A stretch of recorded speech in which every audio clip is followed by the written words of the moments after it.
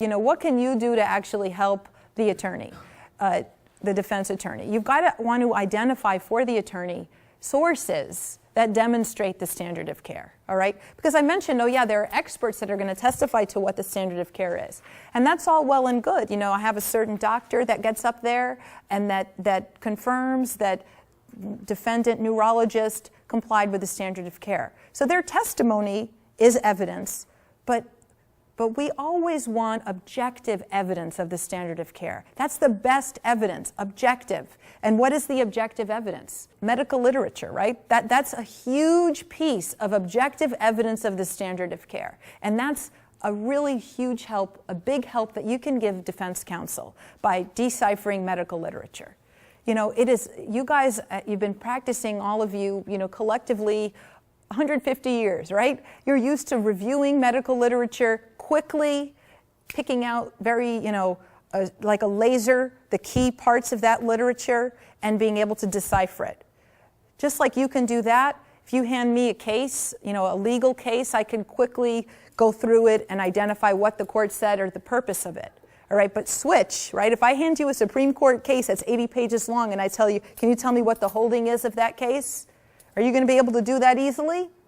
No, and vice versa. You know, even though, yes, these defense counsel are skilled and they're used to looking at medical literature, it's a huge help when the client says, hey, by the way, these 5 sources are the key sources that identify the standard of care in this issue, and they back up what I did. Okay, I complied with the standard because, look, these 3 peer review literature on this issue cover it. It's right there on page 5. Do you know what a big help that is for counsel? And that's something that you guys can actively do.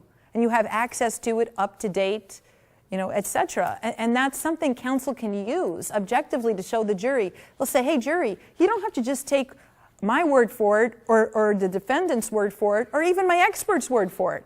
This is peer review literature, okay? Research was done. It had to be vetted, and it applied at the time. The important thing is that the literature has to have been in existence at the time that you cared for the patient.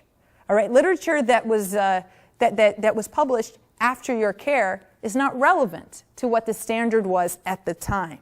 That's a key element of literature.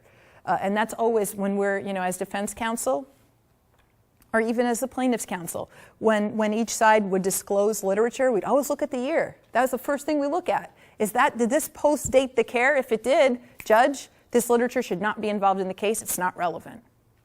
Okay? So that is a very important thing you guys can do. You know, as attorneys, we read this literature. Your head wants to explode. It's very technical and hard to understand it. And you know, if it's hard for me as a layperson who is used to looking at medical issues, think about the jury. It's really going to be hard for them to understand it. You know, this is maybe the first time they're exposed to this type of stuff. And if you can point it out for us, then we can help figure out how to decipher it and translate it for the jury. Okay?